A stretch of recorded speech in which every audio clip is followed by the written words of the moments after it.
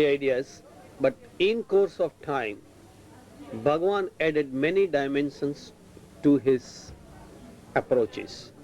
He conducted sannyas, then he started bhajan kirtan, which was absolutely an irrational activity.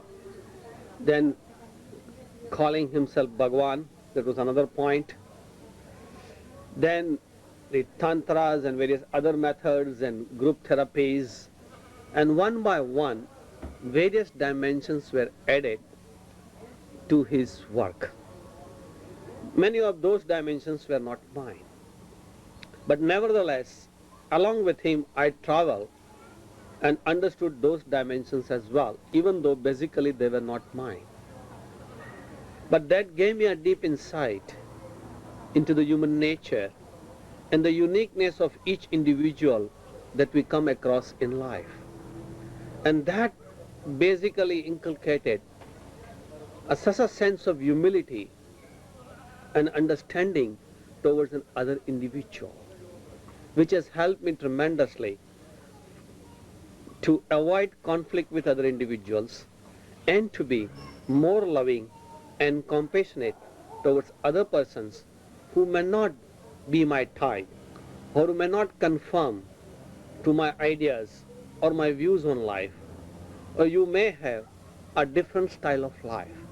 But it made no difference to me and gave me a real insight into human nature and to contact the other individual deep down into his being level, ignoring his surface, ignoring his peripheral behavior, ignoring whatever ideas or views he has, and penetrating deep down as to what exactly the man is. And that contact has been really beautiful with few persons and individuals that I have been able to connect like that.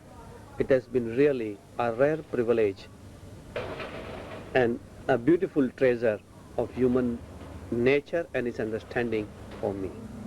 That's how thing is still going on. Only yesterday I have written him another letter of an experience that I had in the ranch, and particularly about silence and meditation.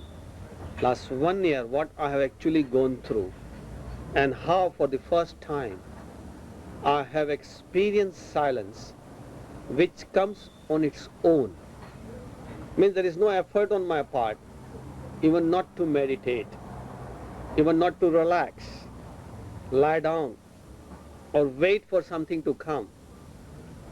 Means all these aspects, whatever I did for all these last 20 years, were a part of some action, some element of doing on my side. But there was something new experience which, without anything doing on my own, something just came and just took over me.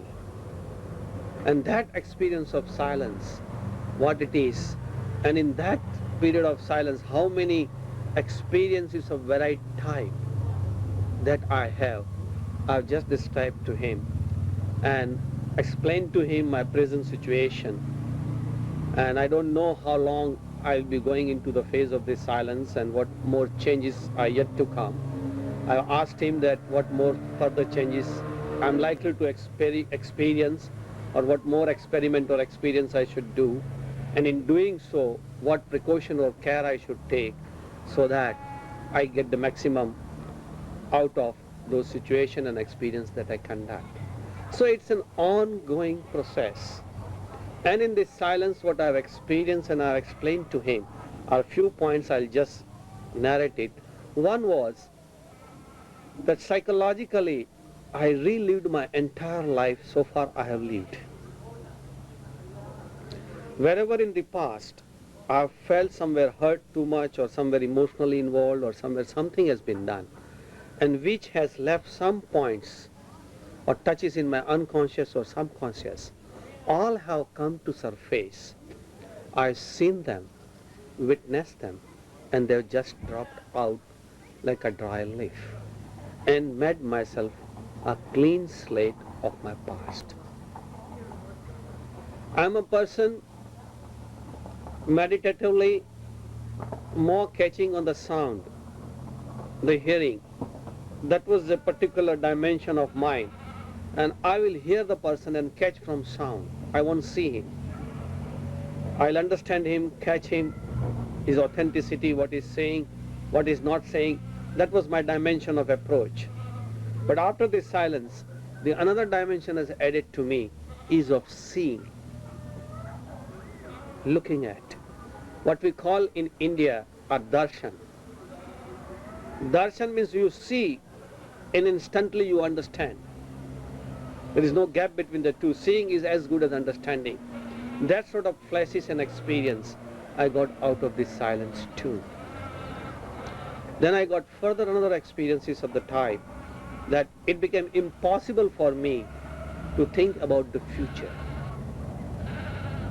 The planning for the future is now impossible. Silence doesn't permit. It keeps you only in the present where you are.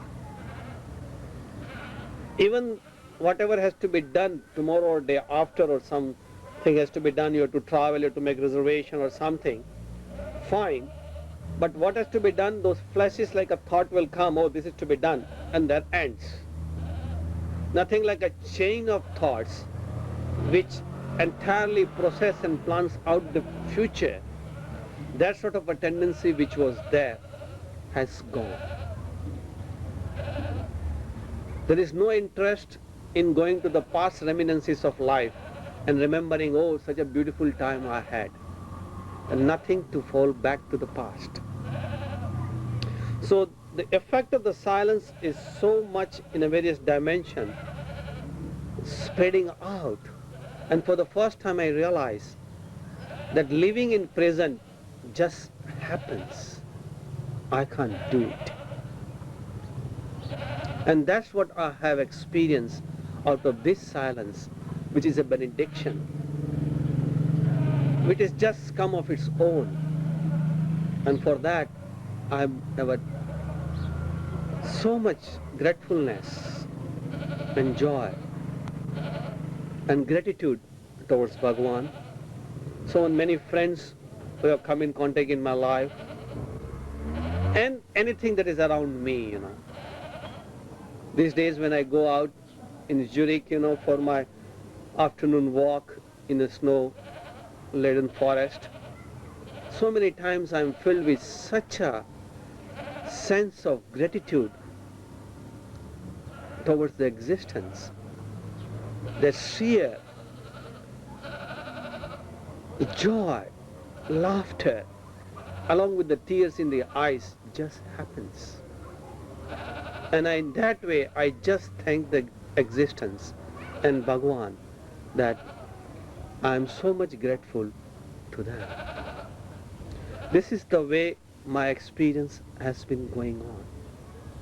Similarly, it is impossible now to worry or to bear an anxiety. Because of the past habit, the flesh comes in. The moment it comes up, it becomes such a painful to be in that state of being that it drops out. I don't know how much the future has yet to unfold. He says there is always more and more unknowing. Moment you know, the more unknowing has yet to unravel. And today also in discourse he says it is an ongoing process. There is never perfection in life. Even utopian things, whatever you think utopia may be achieved, but then something else will substitute, and utopia will always continue. And there is always the distance that is between us and the horizon. The same distance always will remain between us and the utopia. And then he said that you have to go on and on and on. I am on that journey with him. And that journey, I think, is going to continue forever. There is no question of dropping Bhagavan or dropping any connection with him, because that's the journey has been started with him. And that journey is leading me to existence and leading me also to the trust in existence, as he was speaking the other day.